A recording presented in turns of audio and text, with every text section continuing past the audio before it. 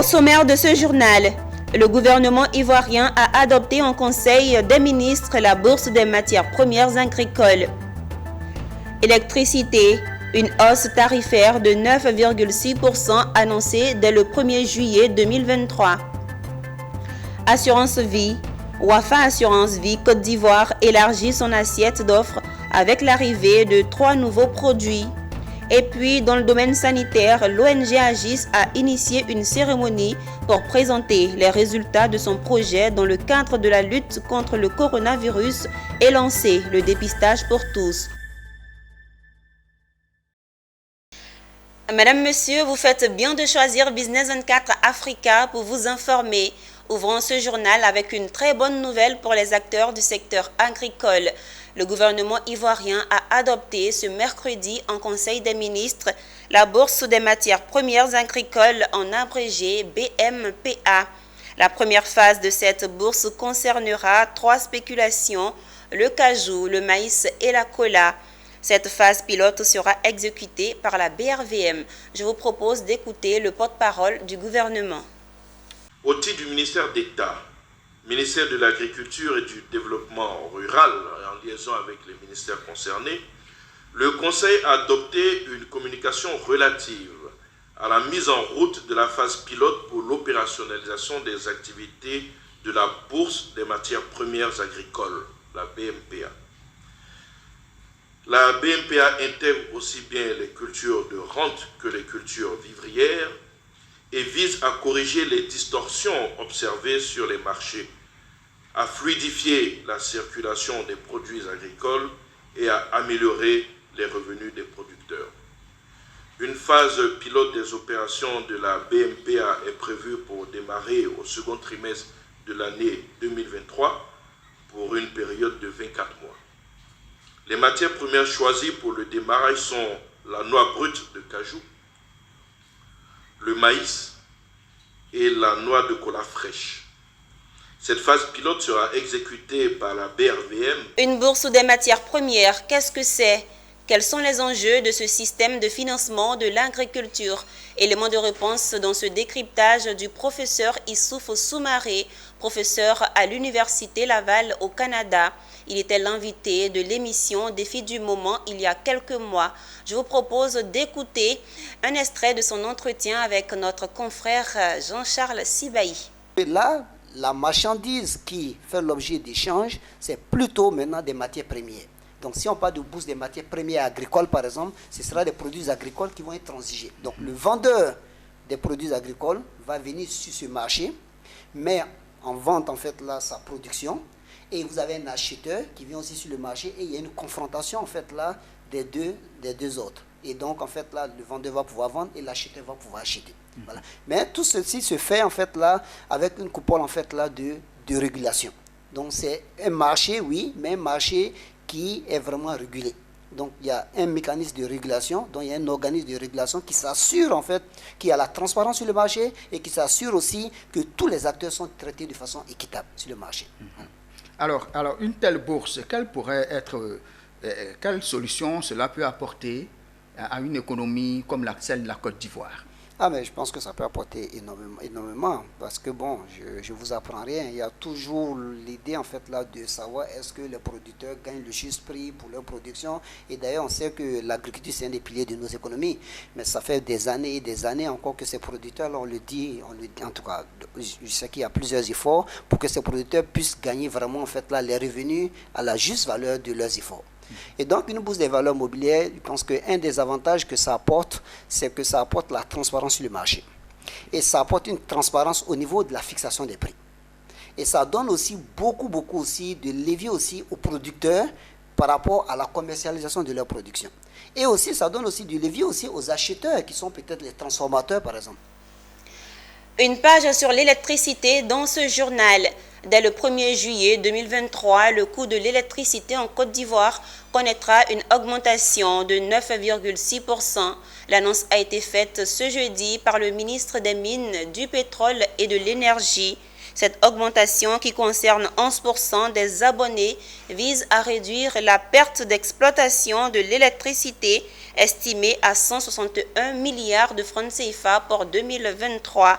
Rappelons que le prix moyen de vente du kilowatt dans le pays est de 73 francs contre un coût de revient de 89 francs. Je vous propose d'écouter le ministre Sangafoa Coulibaly.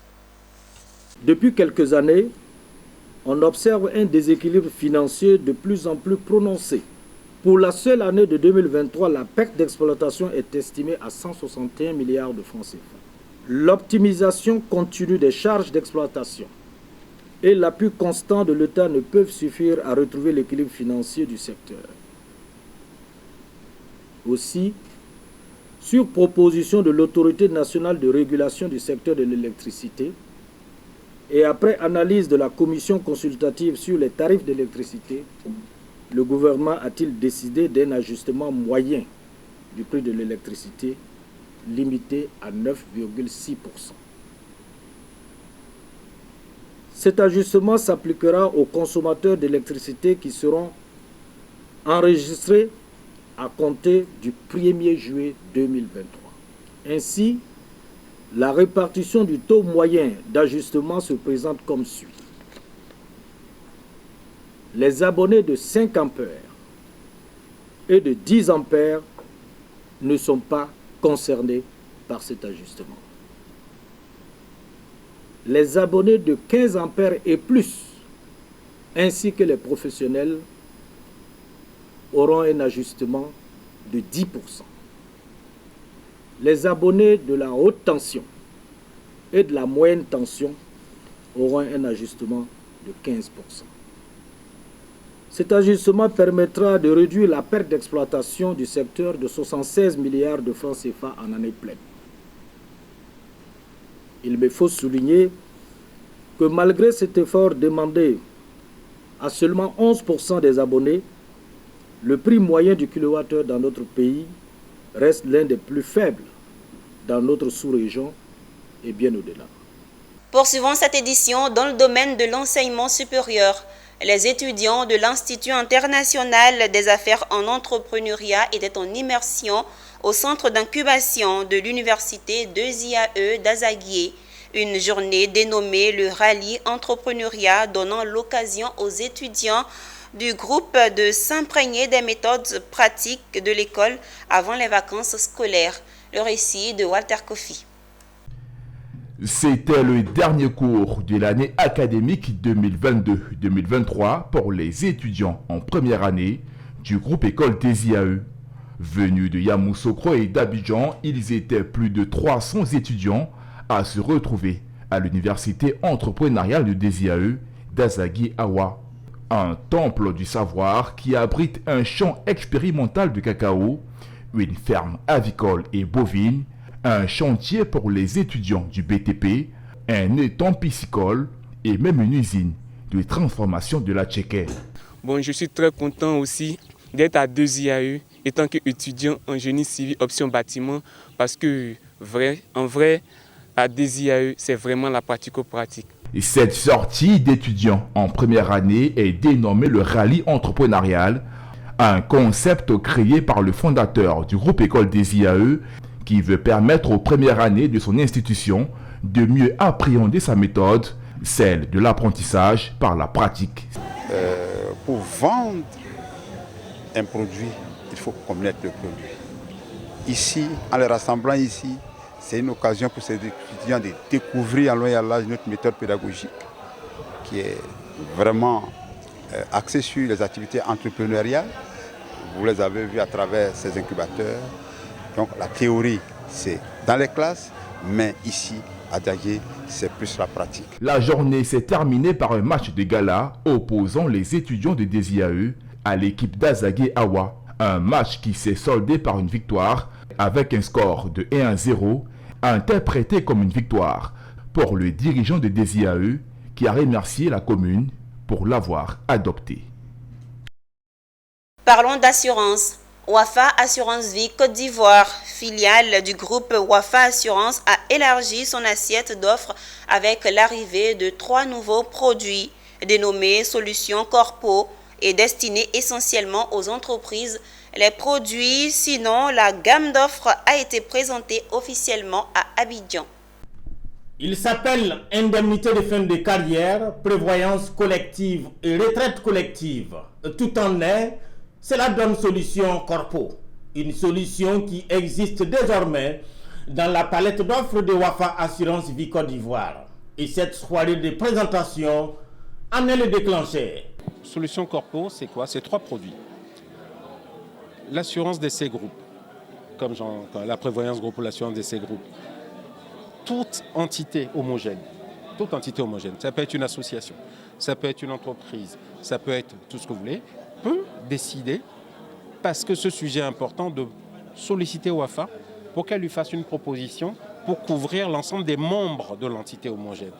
Donc, au jour d'aujourd'hui, Solution Corporate, Solution Corpo, comme nous l'appelons, permet donc, avec ces 3 produits, d'une part, de permettre aux entités homogènes de mettre en place des garanties pour leurs membres, les protéger en cas de décès, d'invalidité, payer les capitaux pour les frais d'obsèques, protéger les enfants. Sur les contrats, dans le détail, dans la prévoyance collective, nous assurons jusqu'à 6 enfants.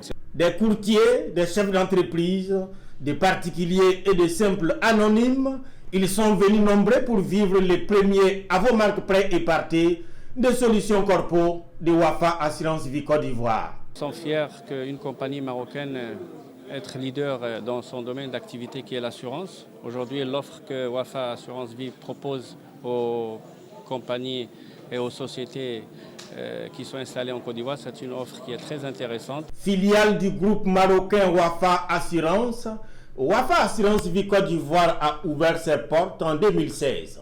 En espace de 6 ans d'existence, l'entreprise a réussi à se hisser à la 5e place sur un ensemble de 10 compagnies assurance vie agréées dans le pays. En 2022, son chiffre d'affaires a atteint la barre de 16 milliards 139 millions de francs CFA. C'était un reportage signé Issa Badini et Doumbia Ayouba. Le prix Pierre Castel, organisé dans 6 pays d'Afrique et dont le but est de récompenser les jeunes start-up, surtout les femmes, a pour singularité de contribuer au développement des systèmes alimentaires. Celui organisé en Côte d'Ivoire a connu sa finale à Abidjan devant le représentant des intérêts de Castel et le directeur général de Solibra. Philippe Zabo nous en parle. C'est sous les yeux de Maître Paul Kwame, huissier de justice, que les 6 startups en concurrence pour le prix Castel ont été départagés par le DG de Solibra, par ailleurs président du jury de ce concours. Madame Kwakumika,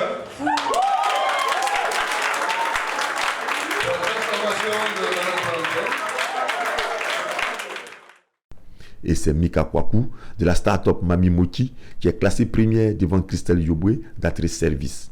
Un choix qui obéit aux critères du concours, encourager et soutenir l'entrepreneuriat agricole ivoirien, surtout féminin. C'est la 3e édition que je fais dans différents pays et honnêtement le niveau des compétiteurs aujourd'hui était très élevé et j'ai beaucoup apprécié et les choix ont été très difficiles. Il y a beaucoup d'avenir dans le domaine agroalimentaire en Côte d'Ivoire. Ce qui a joué le plus, c'est la présentation, la qualité et le fait que ça touche un maximum de personnes. La loco touche beaucoup de personnes, tant de tous les niveaux et de toutes les catégories, donc c'est très intéressant. Alors je suis très contente, c'est la première fois que je gagne un prix. Mais je suis aussi satisfaite de voir qu'il y a un engouement pour les projets locaux qui vont avoir un impact sur la consommation locale et nationale. Donc je suis vraiment très contente. Alors déjà, le but, l'initiative derrière mon entreprise, c'est de pouvoir permettre la consommation de la banane plantaine pendant toute l'année et à tout moment de la journée. Donc c'est un produit qui est prêt à être consommé en fait. Celle qui a gagné, la dame qui a son projet de claclos, franchement c'est innovant. C'est innovant parce qu'habituellement, on sait que le claclos, il faut acheter à la maison, il faut piller dans des mortiers. Aujourd'hui, en grande surface, on peut se retrouver avec du claclos. Le prix Pierre Castel est piloté par l'entreprise Solibra. Le lauréat aura la somme de 10 millions et bénéficiera d'un coaching personnalisé.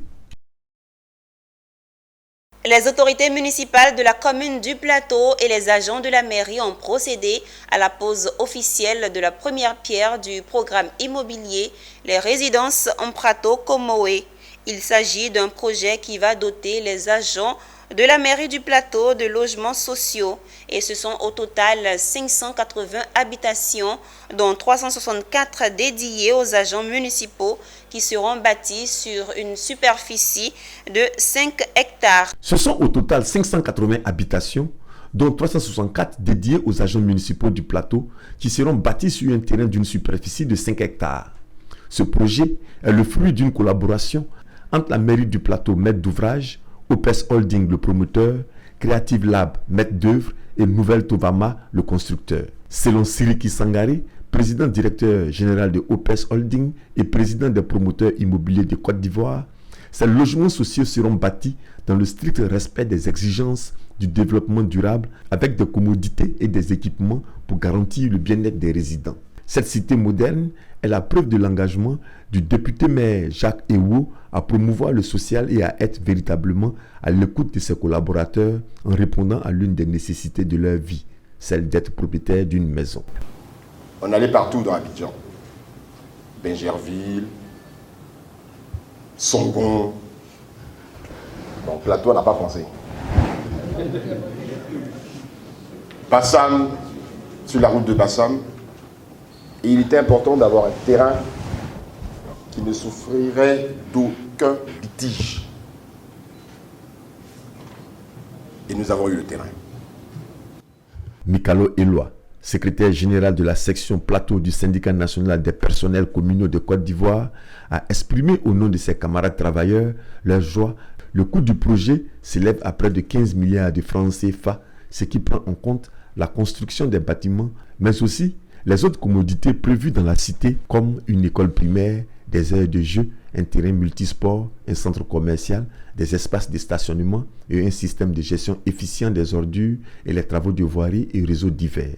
Il faut préciser que ces logements sociaux seront livrés dès 2025 aux agents municipaux. La pose solennelle de la première pierre s'est faite avec la bénédiction de la notabilité de Yaou dans une ambiance festive animée par la fanfare de la commune du Plateau. La Covid-19, on en parle toujours. Afin d'apporter sa pierre à la lutte contre le coronavirus, l'ONG Agis a initié il y a de cela 2 ans le projet Oxygène pour tous. Un projet qui a permis d'équiper des centres de santé avec 693 matériels d'oxygénothérapie et former plus de 370 professionnels de santé. La cérémonie de présentation des résultats marquant la fin du projet, doublé du lancement de dépistage pour tous, a eu lieu dans la commune du Plateau. Konina Nourgo et Ismaël Doza. Si la Covid-19 a un ennemi juré en Côte d'Ivoire, c'est bien l'ONG Agis. Loin de la propagande, c'est un fait. Depuis le début de la pandémie, cette ONG n'a cessé de multiplier les actions pour limiter les conséquences du coronavirus, comme par exemple avec son projet Oxygène pour tous, qui a consisté à équiper les centres de santé avec du matériel d'oxygénothérapie et former le personnel sanitaire. Ainsi, ce sont un peu plus de 693 concentrateurs d'oxygène, de bouteilles, d'oxymètres, de canules nasales et de masques qui ont été offerts à 14 centres de santé. Ajoutez à cela la formation de 373 professionnels de santé. À peine ce projet terminé, voilà que l'ONG Graines d'Ivoire et Santé a lancé ce jour le dépistage pour tous. Ce nouveau projet va donner ainsi l'occasion à 15 000 personnes de connaître leur statut de comorbidité comme le diabète, le surpoids, l'obésité ou les maladies cardiovasculaires. Tout cela pour faire barrage à la pandémie à coronavirus. Le projet dépistage pour tous qu'on lance aujourd'hui va nous permettre en fait de pouvoir faire en sorte que près de 15 000 personnes puissent être informées de leur statut. Diabète, maladie cardiovasculaire, obésité, insuffisance respiratoire. Nous sommes entrés en partenariat depuis bientôt maintenant 6 ans avec l'ONG Agis. Il faut dire que les résultats de Agis dans ce projet Oxygène pour tous sont très satisfaisants et vous l'avez d'ailleurs présenté qu'ils ont été les précurseurs de ce projet. Fournir de l'oxygène qui était à l'époque un grand défi. Le défi n'était pas que pour les pays africains, c'était un grand défi pour le monde. En plus du coronavirus, L'ONG Agis mène des actions contre les maladies respiratoires et courantes comme la pneumonie, la bronchite, le paludisme ou la malnutrition. Rendons-nous à San Pedro, où le lycée professionnel, ex-centre de formation professionnelle, a organisé les festivités marquant ses 50 ans d'existence. Thème: 50 ans d'existence, bilan et perspectives pour une formation de qualité et une insertion réussie. C'était en présence des autorités locales, d'anciens directeurs du centre et de nombreux étudiants. Abel Kwao Djekou de Silva dans un commentaire de Michel Brou. Lors de la première journée, les festivités du cinquantenaire ont débuté par une parade sportive dans la ville. Au son de la fanfare municipale, elle s'est achevée dans l'enceinte du lycée. Ensuite, une exposition des ouvrages dans les différents ateliers: mécanique, automobile, menuiserie et bénisterie, construction métallique. Enfin, un tournoi de football Maracana. La deuxième journée, dénommée la journée de l'excellence, a consisté à la remise des prix d'excellence aux meilleurs stagiaires de la deuxième année de mécanique. Aussi à certaines autorités et partenaires qui ont associé leur image à cette cérémonie. Grande est ma joie ce jour, comme vous-même vous le constatez. Nos enfants que nous encadrons, comme tous les jours nous les disons au drapeau, tous les lundis matins, ce que nous attendons d'eux, c'est qu'ils se mettent au travail. Je voudrais m'adresser aux parents. Il ne s'agit plus d'encourager son enfant à aller forcément faire un baccalauréat et aller à l'université. Il s'agit d'encourager son enfant, dès la classe de 3e, à embrasser une formation professionnelle qui débouche sur l'emploi. Totalement satisfaite, j'ai trouvé un établissement propre à l'image de sa directrice. J'aime la filière de la construction métallique. La plupart des gens disent que ce sont les garçons qui peuvent faire ce métier. Et moi, j'ai décidé de faire la différence, juste pour leur montrer que ce ne sont pas les garçons ceux qui peuvent faire ce métier. Il est bon de souligner qu'en 50 ans, 12 directeurs se sont succédés à la tête de ce prestigieux établissement. Notons que les 50 ans du lycée professionnel de San Pedro ont été parrainés par Salif Traoré, lead vocal du groupe Magic System. Après San Pedro, rendons-nous à Yamoussoukro, capitale politique de la Côte d'Ivoire. Le Sénat ivoirien s'est réuni en séance plénière sous la présidence de Jano Aoussou Kouadio, président de l'institution. 2 points étaient à l'ordre du jour, à savoir le renouvellement du bureau du Sénat et les délibérations sur 17 projets de loi. Charles Kouakou et Pierre Tebeu. Cette séance qui a réuni toute la Chambre haute a permis le renouvellement de son bureau. À ce titre, le sénateur Ndoyi Yapi Raymond a été désigné vice-président du Sénat en remplacement du défunt sénateur Olo Germain. Par ailleurs, le sénateur Seribi Nguessan a fait son entrée dans le bureau en tant que secrétaire. Le bureau travaille dans la parfaite cohésion, la parfaite entente. Je crois que c'est cet esprit qui règne au sein du Sénat. Ce qui fait la force du Sénat, c'est la cohésion, c'est l'entente. Et vous arrivez au bureau, je crois que vous devez porter un peu plus haut l'étendard de la cohésion et surtout l'étendard du Sénat pour que, pour les générations futures, on laisse nos traces dans l'histoire de la Côte d'Ivoire. Merci beaucoup. Toutes nos félicitations. Au titre des délibérations du Sénat, 11 projets de loi portant ratification de conventions ou accords internationaux présentés par la Commission des Affaires extérieures et des Ivoiriens établis hors de Côte d'Ivoire, 3 projets de loi présentés par la Commission des Affaires économiques et financières et un projet de loi par la Commission des Affaires générales institutionnelles et des collectivités territoriales et 2 projets de loi ont été présentés par la Commission des Affaires sociales, portant à 17 le nombre de projets de loi délibérés par les sénateurs. Il faut noter qu'à l'exception du projet de loi portant statut de réfugiés voté à la majorité, les 16 autres projets de loi ont été adoptés à l'unanimité des sénateurs présents. C'est un rendez-vous mensuel dit de référence dans le district autonome de la vallée du Bandama. Ce rendez-vous, dénommé les jeudis du district, a convié pour sa 7e session les directions régionales de Gbeke et du handball, de la formation professionnelle, de l'enseignement technique et de l'apprentissage. Les opportunités d'insertion pour les jeunes dans ces secteurs ont été présentées aux jeunes de Katiola.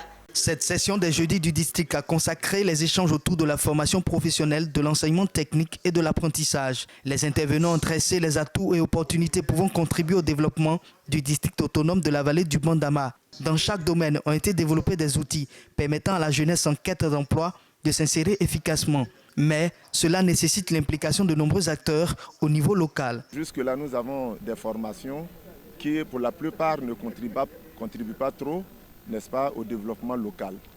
Et ce que nous souhaitons maintenant, c'est que par concertation, après concertation avec les autorités administratives, les élus, les hommes politiques, les collectivités territoriales, les organisations de jeunes et de femmes, qu'ensemble on décide de ce que doit être l'enseignement technique, qu'on trouve les pôles de développement au niveau des différentes régions, des villages et tout, et qu'ensemble on bâtisse des plans de formation. L'enseignement technique et la formation professionnelle constituent donc des leviers importants de développement pour les régions. Ainsi, et depuis quelques années, des concepts comme l'Académie des talents et l'école de la deuxième chance sont développés pour aider les jeunes à bénéficier de formations adéquates leur permettant de s'assumer dans la vie. C'est en effet l'orientation qu'il faut impulser pour valoriser le secteur enseignement technique et formation professionnelle. Il faut donc faire en sorte que cet enseignement technique et professionnel soit adapté et permette de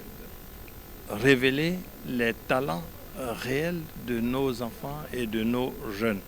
Dans le district autonome de la vallée du Bandama, la formation professionnelle et l'enseignement technique sont assurés par 37 écoles, dont 7 centres publics et 30 dans le privé. Elles forment dans des secteurs porteurs et pouvant constituer des pôles de développement dans chaque région de la vallée du Bandama. Dans la région du Cavali, bonne nouvelle pour les populations du village de Nioudé, village situé sur l'axe Guiglo-Bleu-Léquin qui est resté longtemps dans l'obscurité. 4 ans après son raccordement au réseau électrique national, les populations et la mutuelle du village ont dit merci au chef de l'État.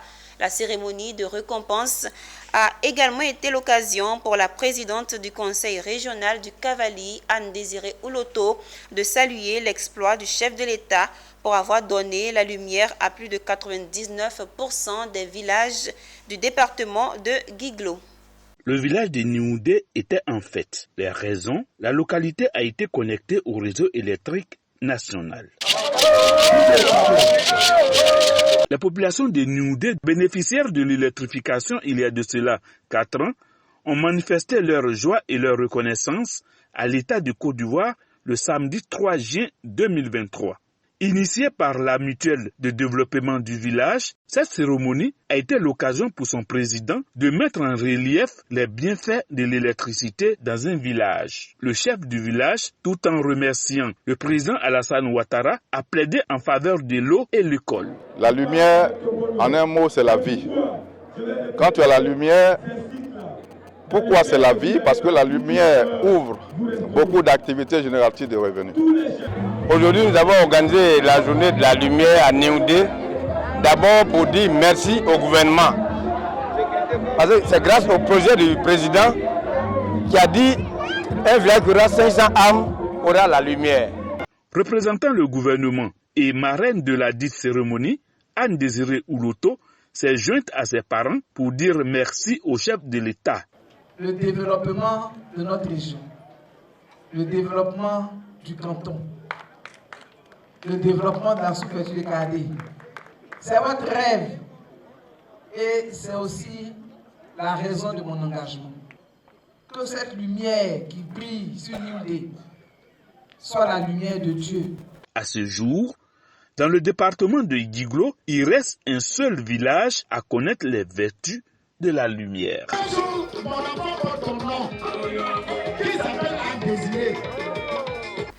Et avant de refermer ce journal, rendons-nous dans le département de Tanda, précisément dans le village de Iguela. Ce village a une nouvelle chapelle baptisée Saint-Gabriel et a été consacrée par Monseigneur Bruno Essoyedo, évêque du diocèse de Bandoukou. C'était en présence de plusieurs autorités, notamment le représentant du ministre d'État Kobenon Kwasi Adjoumani. Le récit de Anissé Kouadio, notre correspondant.